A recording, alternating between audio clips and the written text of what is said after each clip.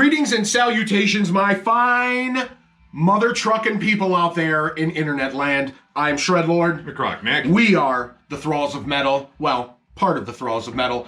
Here to bring you yet another excellent album review. This time we are going to be going over the brand new album by progressive rock legends Uriah Heep. Chaos and Color. This also comes out on the 27th of January on Avalon Records. This band formed in 1969 in London. You said 69. I did. This is honestly one of the oldest bands I think we have covered. I mean, we've definitely covered like Sabbath on here, but in terms of like new releases, like it's between like this band and Saxon, I think. Yeah, and Byford. Yeah, close to the same amount of releases. This is their 25th studio album. Prog rock titans, very influential, kind of a proto-metal band in a way, and this is the first album I have ever listened to by them all the way through. Like, I know very little about this band. I know Easy Livin', and it's a great fucking song, but that is the only song I really know. So I'm a tremendous fucking poser when it comes down to saying sort of anything about this band. But I will say that I feel like I really should have been listening to this band for a while because it definitely appeals to my love of classic rock. So, yeah.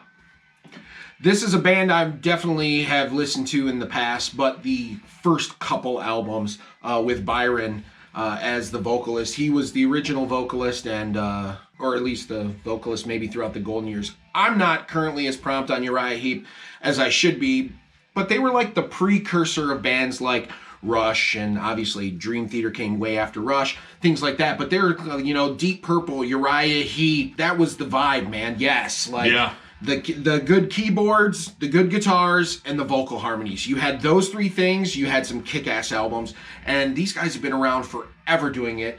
The only original member left in the band is guitarist Mick Box, which, first of all, what a fucking name. His last name is Box. If I have to explain to you why that's funny, then maybe we should have a conversation later about humor. The same people that giggled at 69 giggled at Box. Absolutely, and good for you.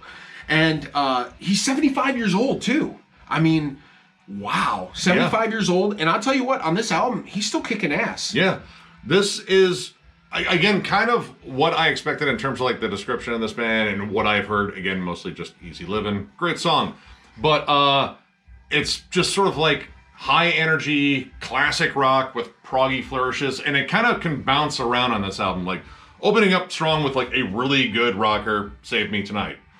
Instantly you get some really good riffs.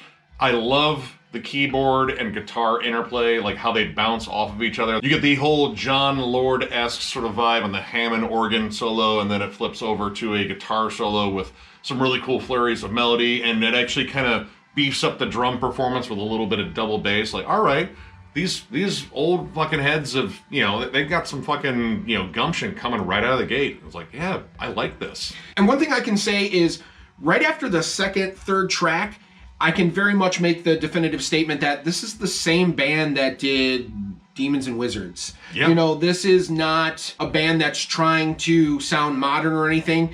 They are Uriah Heep, and they're doing a Uriah Heep album, but with a modern production. Yeah, that's about the only thing that's really modern on it. Like, the production, it doesn't sound as though like it's like Pro Tool to death. Like, it sounds very organic, very natural. Everything's got like a nice space to work into. Like, nothing is overpowering another thing. And it just sounds good. It's just crisp and clear, and it sounds kind of like what you would get live from this band. The vocals stand out right out in front, and I have to say the vocals on here are really good. Yeah. Like, lots of good vocal harmonies. The choruses are generally pretty fucking huge on here, too. They do a great job of coming up with a strong hook at every chorus, and the harmonies are just angelic, man. And not only that is, they get a little bit interesting, too. It's not just maybe one or two notes held together, you know. They're very interesting dynamic melody lines that they're harmonizing over the main line already. They did a very good job, I think, of intricately mixing and weaving the vocals into these songs, and it just makes everything just sound huge and big along with those keyboards, you know, just it gives it that epic feel. And I mean, if you're going like classic 70s prog, it should have that. Like, I mean, that's one of the staples of bands like Yes, giant vocal harmonies, and, well, towards the end of this album, like longer, more proggy songs, because a lot of this like kind of just goes right for the rock. Like, big hook, almost sort of a proto-metal vibe, especially on songs like Hurricane and Age of Chances. Like, Age of Chances has a nice, like, almost Iron Maiden-like gallop to it. Song's energetic, but it's also, I don't know, very atmospheric and lush sounding. But when you get down to what I consider like the big three-piece on here, You'll Never Be Alone, Fly Like an Eagle, not Steve Miller, totally not a cover of that. Actually, I think this eagle might soar almost as high as, Steve Miller's.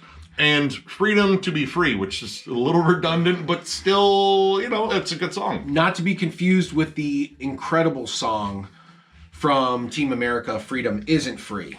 Yeah. Because remember, folks, it costs a hefty fucking fee. So yeah, you gotta pay to be free in the freedoms. Freedom costs $1.05. Eagles and Freedoms. Like, this band is from the UK, but it's like such an American fucking thing right there. You might as well just say, like, we have a song called Big Macs and Guns.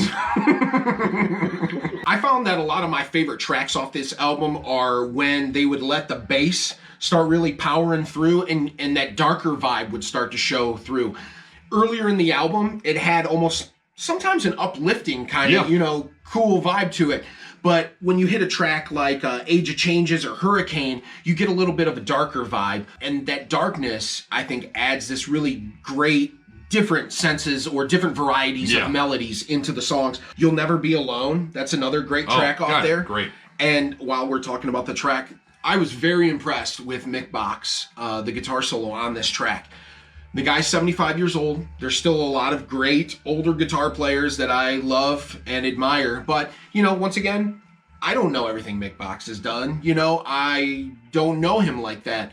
And so I figured he'd be decent. But on a track like this, he really shines on here. He's running through phrases. He's stopping to smell the roses, really digging in on the bends. He's got some great tone going on, and he's playing great things over the changes behind them that really just make his solo pop. Yeah. And for a 75-year-old dude, kudos to you, man. Keep doing what you're doing, Mick Box. Even though I found out on the Rush documentary that they used to make fun of Rush during the whole kimono robe era. They nailed their slippers to the fucking floor. Nailed their slippers to the floor. Call Geddy Lee Glee. I mean, where's your robe and slippers, Glee? That's kind of funny. Sorry, Geddy. Sorry, that is kind of you, funny. Geddy. You'll Never Be Alone was a big standout for me, too. Like, I think this is where they just went full tilt prog. And honestly, like, in my mind, that was the song I was expecting to hear, like, kind of actually earlier in the album. I wasn't expecting as many of the rockers. Like, I know they have, like, sort of a proto-metal sound, and they are very influential in metal, but the prog side is the side I hear most people talk about. And You'll Never Be Alone, great transitions. That song really has some awesome peaks and valleys, like, quiets down. There's a lot of, like, soft synths and clean melodies, big soaring vocals, really long bridges where they just kind of have a lot of fun with the song. Like, I think it's almost an 8-minute track. Yeah. And it feels like it, but it feels like it in a good way. Like, all right, we explored as much territory as possible in this song without making it sound overlong, and they nailed it. It's a great song. And then Fly Like an Eagle honestly feels like it could have been longer. Again, it has like that sort of like more dark, sinister tone to it, but they change around the settings a little bit in terms of the synths. Like, they're a little bit spacier, a little bit more lush, like more 80s, less 70s on that. Yeah, the tones were changing all around throughout the songs. I really dug that. Sometimes a band just goes, all right, this is my sound for this is my sound for this, record everything like that. There's plenty of different soundscapes on here. Just ask Jordan Rudess. Like we said before, most of these songs were kind of straightforward rockers. We did have a few that were the epic, prolonged prog opus, if you will, for lack of a better term. But then we get to the last track, Closer to Your Dreams. And that goes back to being kind of just like a straightforward kind of rocker. Very, very reminiscent to Easy Living. Very. Like, yeah. I mean, that's the only song, again, I really know, but it has that swingy rhythm, too, that bounce to it. And even the melody, I feel like the vocal melody, for a minute, just teases it a little bit. Yeah. It's, kind of Easy Living Part 2, or I don't know, it might be Part 3. I don't know how many times they've done They've that lived style. easy for a long time. They're now resting comfortably at Senior Living. Going on down to the nursing home. It's called Senior Living. Hey, all right. Not trying to be new and hip, but just trying to get that new hip. You know what we're saying, Grandma. Now, this album wasn't without some pitfalls, I think. Namely, One Nation, One Sun, which I think aspires to be like this grand song. And I think it goes for heartfelt more than it does like an interesting song in terms of like musicality. Like, it opens up very soft with isolated pianos. Like, honestly, I thought of Billy Joel before I thought of anything metal. Yeah. And it's very piano and vocally driven. Like, it's almost kind of Journey-ish, but I didn't hate it as much as I hate Journey. So that's a thing. But it takes a long time to build up. Like 3 minutes. Yeah. The most you hear Attitude is, like a cool bass line underneath it, but you're kind of waiting like, okay, like... Something's got to give here. You know the crescendo is coming. It's just like, man, you're running late. 3 minutes. And the song's, what, 7.5 minutes? Yeah. So, yeah, we're waiting for literally half of the song for it to finally kick in. So, the way I look at it is it's almost like a 3-minute intro. Yeah. And when it does kick in, like, it kicks in with some really cool riffs. Yeah, and, like, absolutely. It's a little more epic sounding, but, I don't know, like, there's, like, a dark layer to it that, again, kind of makes it a little bit interesting. But it comes back to this big heartfelt chorus, and I think this just went more heartfelt than it did interesting. Like, there's a lot of revving up time, like, like sitting in the driveway, revving up the car, like, we're gonna get going, like, any time now, though, right? Like, we're gonna leave the driveway. And, well, Grandpa doesn't like going in town much, man. He's gotta check the mirrors, gotta, do all the pre-checklist before he ultimately decides to turn the car off and go back inside. Golden Light was an interesting track as well.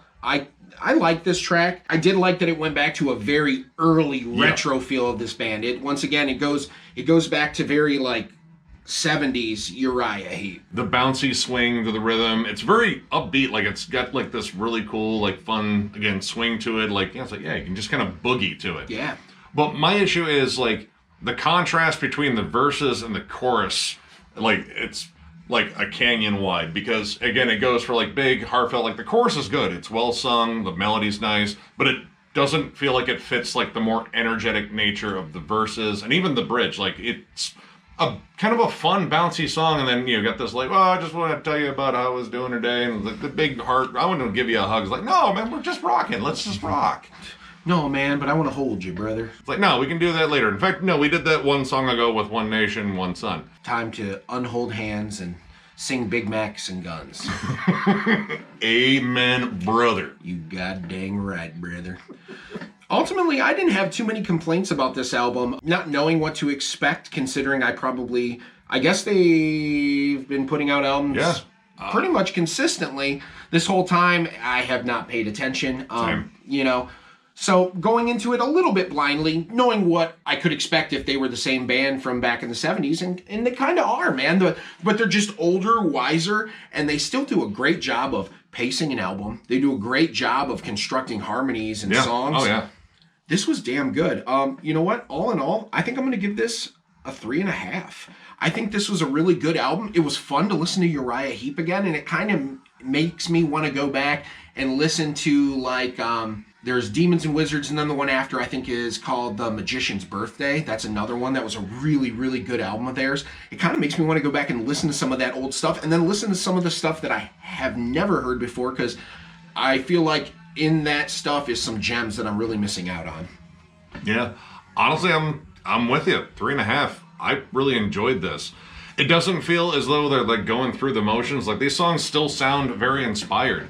The songwriting, I think, itself is just really clever. Like, they're playing again within their box, and they do it fucking well. Like, there's really no need for them to be like hip or current, because they kind of carved out this cool niche years ago, and there's no reason to abandon it if they're doing it so well. Yeah. The songs, again, catchy, good vocal hooks, great musicianship. Like, the lead play between the guitars and the synths, I think, is awesome. Fucking amazing. Like, honestly, I'm gonna have to go and fucking jam some Uriah Heep. I know they just put out a giant box set of like all their fucking albums, and I know Metal Ben actually got it and showcased it, and holy shit, that has got like everything in it. Okay. Like, literally everything.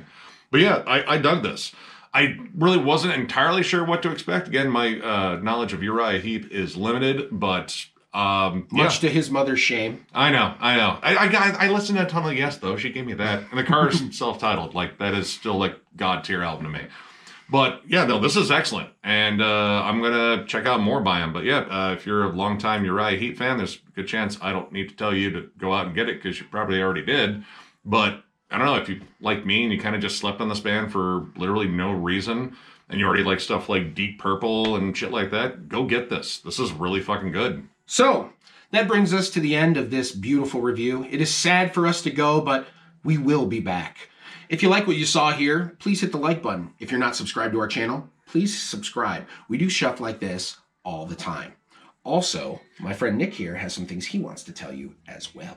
We are also on Patreon. If you'd like to help us out there, there's a link down below to thrallsmetal.com. Our Patreon link is there, as well as our store. We do need to restock on shirts and such, but we've been kind of busy, namely with the whole Denver Death Fest thing, which will be taking place in Denver, Colorado, because that's where they keep Denver, from April 20th to April 22nd at the King Room. We will be making more announcements as to the lineups. We're doing like kind of like 5 bands per, so I guess we have 2 or 3 more. I don't know. I lost count. But I believe the rest of these announcements are mostly going to be national acts, and I would say expect them around Monday or Tuesday. So we will keep you updated on that. But yeah, we're looking forward to going to Denver, hanging out, seeing a bunch of bands, and just partying up with you guys. So hopefully you guys show up. And for those who are really curious about it, the link to the fest is down below, and tickets are on sale right there. Woo! And of course, thank you all so much for liking, subscribing, following. It's amazing that your poor taste in YouTube channels has got you this far, and man, we fucking love it. Yeah, you guys keep us going. It's absolutely amazing. The support is just in fucking incredible. Thank you. You put the hood up to cover the tears of joy. I don't want them to see me cry. They'll hear it. Fair enough. But anyway, thank you all so much once again, and we will catch you later.